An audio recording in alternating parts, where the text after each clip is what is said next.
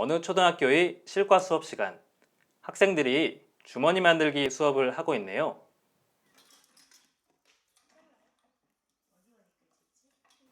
학생들이 천을 잘라 주머니를 열심히 만들고 있습니다. 그런데 잘라낸 천들이 많이 남았네요. 선생님이 남은 천 어떻게 해요? 쓰고 남은 조각천, 어떻게 하면 좋을까요?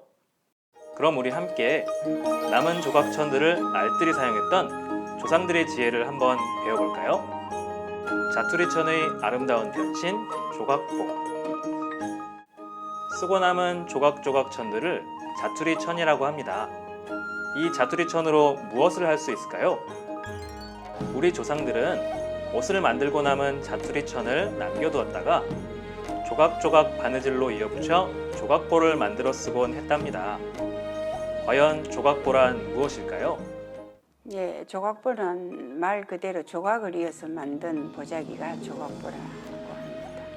조선시대는 뭐 이렇게 냉장고도 없었고 밥 먹다가 남은 것도 덮어야 되고 또 사계절 이불 또 이렇게 사가지고 이렇게 얹어야 되고 이런 그 역할을 한 그 문화죠. 일반 서민들에게는 천이 참 귀했지 않습니까? 그럴 때 가족들 옷을 입고 이제 짓고 이렇게 남은 짜투리천 있죠. 그걸 응용해서 가사에 썼던 문화예요. 그리고 이 문화가 전통 문화지만 참 오래된 역사. 이러한 조각보는 조상의 알뜰한 지혜와 함께 자투리 천조각들이 만들어내는 우연적인 아름다움을 느낄 수 있는 우리의 전통 문화유산입니다. 조각보를 위한 바느질 기초 배우기. 자, 그럼 우리도 작은 조각보 작품을 함께 만들어 볼까요? 먼저 바느질에 필요한 도구를 알아봅시다. 다양한 바느질 도구가 보입니다. 선생님이 퀴즈를 한번 내볼게요. 바느질 도구 이름을 맞춰보세요. 실, 바늘, 가위, 자. 네, 잘 맞췄습니다. 그럼 바늘 위에 비슷하게 생긴 이건 뭘까요? 두 장의 천을 움직이지 않게 고정할 때 사용하는 이것은 시침핀입니다. 그럼 이건 뭘까요? 바늘을 밀 때 손가락이 아프지 않게 하려고 손가락에 끼워서 쓰는 이것은 골무입니다. 이건 뭔지 아시나요? 초크는 바느질할 부분에 미리 선을 그을 때 사용합니다. 이건 뭘까요? 헤라는 천을 접을 부분을 표시할 때 헤라로 꾹 눌러주면 됩니다. 그리고 가장 중요한 자투리 조각천이 필요하겠지요? 이제 조각보의 기초 바느질 연습을 해보겠습니다. 바느질 전에는 헤라 또는 초크를 사용해서 접거나 바느질할 부분에 선을 그어 표시해 주는 것이 좋습니다. 필요한 경우에는 천을 고정시켜주는 시침핀을 사용합니다. 필요한 만큼의 실을 잘라냅니다. 바느질할 부분의 길이보다 2배 이상 길게 잘라주세요. 바늘에 실을 꿰입니다.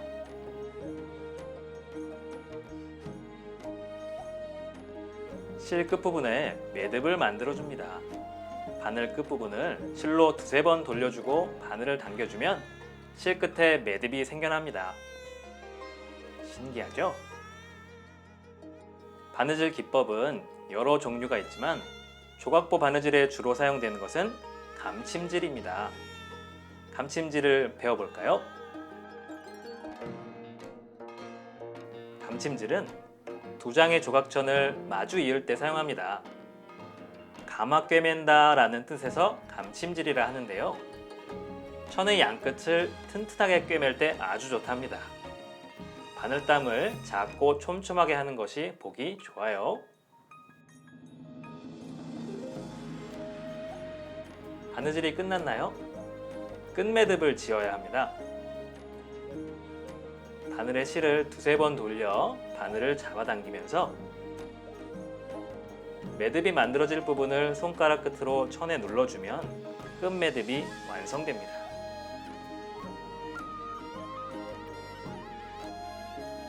매듭을 짓고 남은 실을 가위로 잘라내면 바느질 순서 끝! 바느질하는 기본 순서를 다시 한번 정리해 볼까요? 바느질할 부분에 헤라나 초크로 선을 긋습니다. 천을 고정하려면 시침핀을 꽂아두기도 한답니다. 바늘에 실을 꿰어 매듭을 만듭니다. 바느질을 합니다. 매듭을 짓고 남은 실을 가위로 잘라내면 됩니다. 나만의 조각보무늬 만들기. 전통 조각보는 자투리천으로 만들어졌기에 색상과 크기, 모양이 다양한 조각천들로 이루어져 있습니다. 언뜻 보면 불규칙해 보이지만 그 안에서 자연스러운 공간 분할과 색상의 아름다움을 느낄 수 있는데요. 우리도 조각보 무늬를 만들어 보도록 하겠습니다. 한지 색종이를 사용하면 쉽고 빠르게 무늬를 연습해 볼 수 있습니다. 먼저 내가 만들 조각보의 무늬를 종이에 디자인합니다. 그 다음 한지 색종이를 조각조각 잘라냅니다. 조각보 모양에 어울리게 붙이면 한지 조각보 무늬가 완성됩니다. 바느질 방법과 조각보 무늬 디자인을 연습해 보았으니 이제 조각보 작품을 만들어 볼까요? 조각보 작품을 만들 때에는 먼저 자투리 조각천들이 필요하겠죠? 이렇게 큰 천에서 필요한 색깔을 잘라내기도 하지만 그동안 쓰고 남은 자투리 조각천들을 이렇게 잘 모아놓으면 다음에 필요할 때 잘 골라 사용할 수 있답니다. 우리가 만들어 볼 작품은 조각보를 활용한 예쁜 찻잔 받침입니다. 여러 장의 자투리 조각천을 감침질로 이어붙이면 간단하게 완성할 수 있습니다. 먼저 바느질 도구를 준비합니다. 만드는 순서를 알아볼까요? 정사각형 모양의 조각천 8장을 준비합니다. 무늬를 생각해서 앞뒤 4장씩 대열합니다. 감침질로 이어붙일 부분을 헤라로 선을 그어 접어줍니다. 감침질로 천 조각을 정사각형 모양으로 이어붙입니다.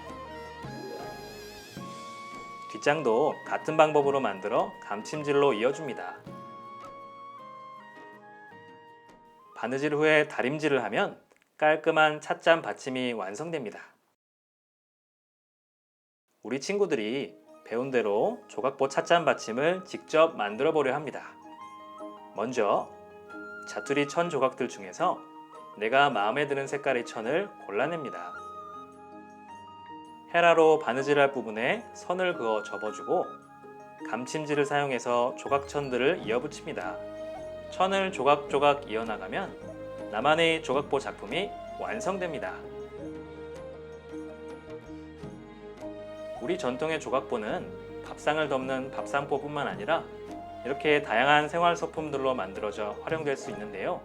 자투리 천을 활용하여 아름다운 조각보를 만들었던 조상들에게서 무엇을 배울 수 있을까요? 조각보는 정말 우리나라의 전통 문화 아닙니까? 지금도 생각하면 항상 그 어른들이 하시던 그 지혜로움이 잊을 수가 없어요. 절약정신, 알뜰한 지혜, 그렇게 버리고 못 쓰는 쪼가리천을 입고 이어서 이런 생활 도구를 썼던 문화 아닙니까? 이 맥은 누가 이어도 이어야 돼요.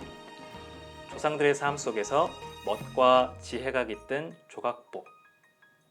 자랑스러운 우리의 전통 문화인 조각보를 소중히 지켜나가는 우리 친구들이 되자고요.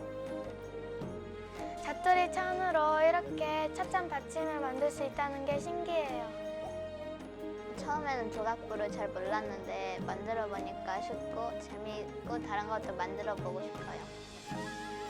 우리 조상님들이 이런 버려진 천돌로 생활용품을 만드신다는 게 되게 신기하고 뿌듯했어요.